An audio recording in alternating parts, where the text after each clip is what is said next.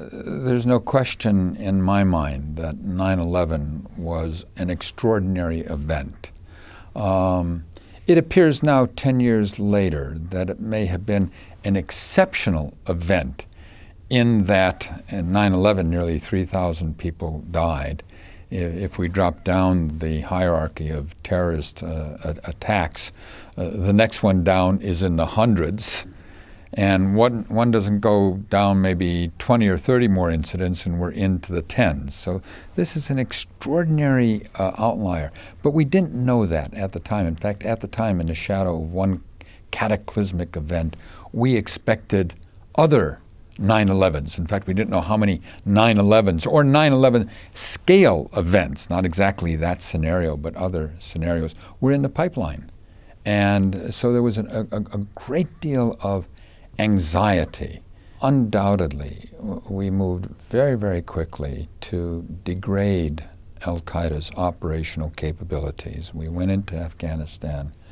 We dispersed the training camps. Some of the key operational planners of al-Qaeda's terrorist attacks were removed. We kept the leadership on the run. We squeezed their finances. We pounded on their operational capability. Now, not just us. I mean, the progress that has been made in creating a more hostile environment in which the terrorists now have to operate is owed largely to unprecedented unanimity of focus and cooperation among the intelligence services and law enforcement organizations of the world. And that has played a key role.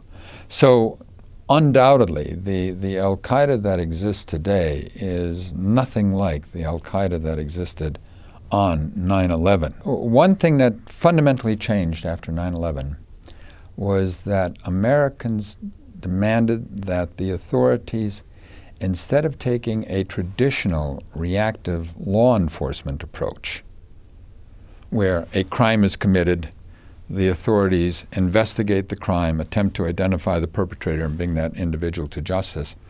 Instead, the public and the politicians said, we have to intervene before the bombs go off. That's a challenge. It's a challenge to do because we're dealing with intentions instead of with forensics. But it also is a challenge in terms of our society and what we're willing to tolerate. I think the other thing that has changed is that a nation that was reluctant, always reluctant to go to war, now accepts the idea of open-ended military missions in distant places in order to keep America safe. Clearly, after 9/11, there was ample evidence that we were fearful.